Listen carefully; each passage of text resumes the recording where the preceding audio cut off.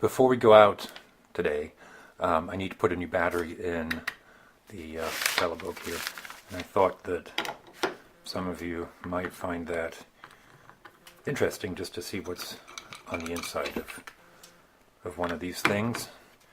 I'll be honest, I don't know. I don't know the first thing about circuitry, so all I'm going to do is put a new battery in. There's bits in here, and they all kind of connect up to this and that. And that's the inner workings of the Beleboke. Again, sort of mysterious to me. I can do this bit. You can see that screwing these in is about the level of my technical capabilities.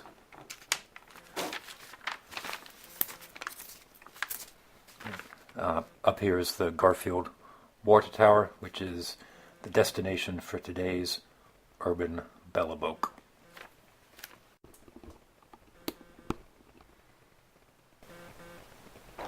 Another beautiful day in Pittsburgh for Beleboking. Up behind me, shrouded in the fog and snow, is the Garfield Water Tower, which is where I'm going to walk today. This is my very low frequency receiver, the VLF receiver. This device is tuned to about 60 hertz, and it is designed to capture electromagnetic disturbances caused by lightning strikes, often hundreds of miles away, which then circulate through the atmosphere, the electromagnetic atmosphere of the Earth, and picked up by something like this, again tuned to about 60 hertz, which is very low. It is also 60 hertz, the same frequency as the electric grid in the city. So when I turn this on here, I do not receive spherics, I receive kind of an unrelenting wall of electric activity caused by the lines and cables of the grid. So in this series of videos, I am taking field recordings of the electromagnetic grid today up there in the water tower. And yes, this is the appropriate hat to wear while Beleboking in the snow in Pittsburgh. So I made it up here in the inclement weather. Thank goodness I remembered extra batteries for the camera. That is the sign of a professional psychogeographer. Hang on a second. But really, if you were to just land here as an alien, the things that you would see most notably are these water towers. The one behind me, every couple of miles on these high points, the water towers, like acupressure points around the city. You would wonder if there was some ceremonial artifact, some weird henge thing that kind of pressurizes the city.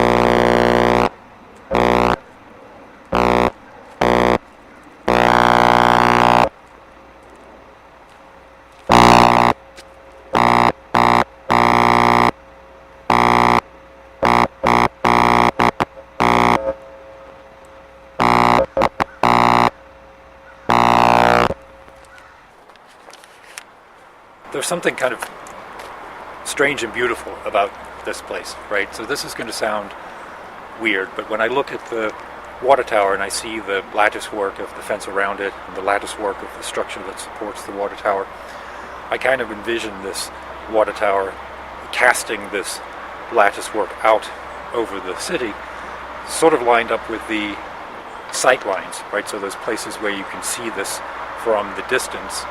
Imagine kind of an arc of light moving from here to there to each of those places, creating this network of kind of a magical, fantastical set of links.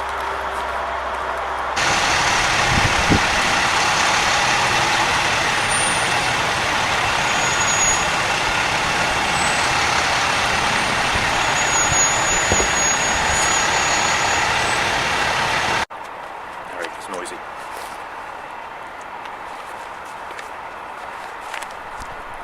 Alright, so one of the things I like about this exercise of recording the electromagnetic fields is it makes me think about where I'm at in kind of a different perspective, sort of an unusual perspective. It allows me to be fantastical or poetic about the landscape. And these water towers, this one in particular, the different locations that you can see it at, kind of the lines of sight in the immediate neighborhood and then miles away as you come into the city.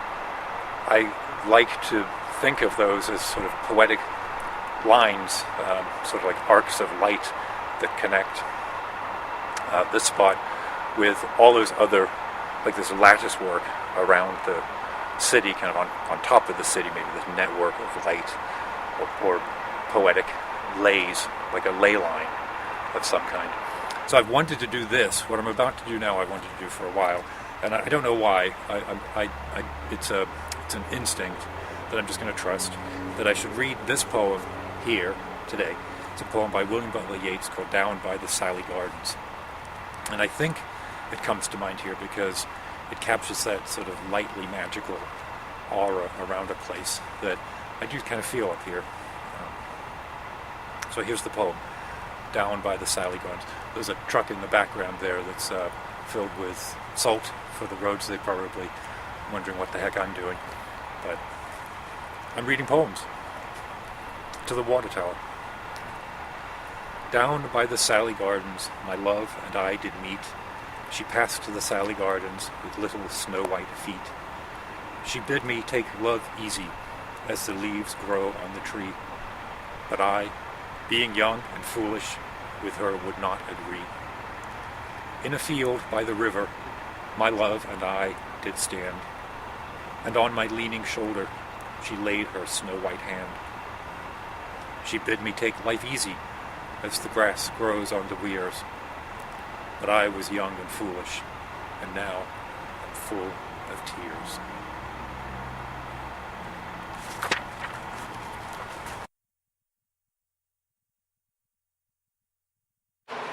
So,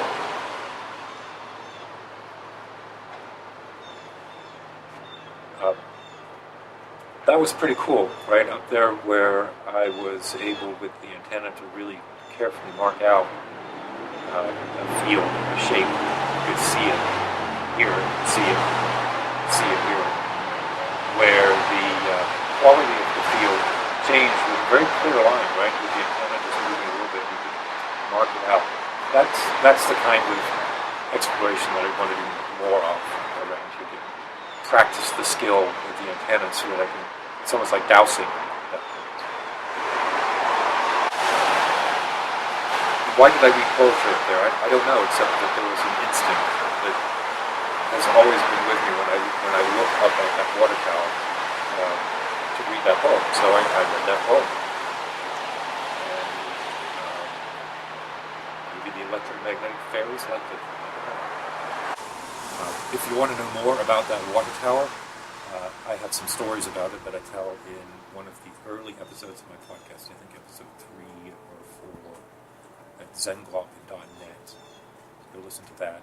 Definitely subscribe to that podcast because it's awesome. And then in the comments, if there's a place that you think I should go to do some field recording, put that in the comment. Right now, unfortunately, constrained to walking distance from the east end of Pittsburgh. Say a 6 mile radius east end of Pittsburgh, but maybe later. Keep your wits about you.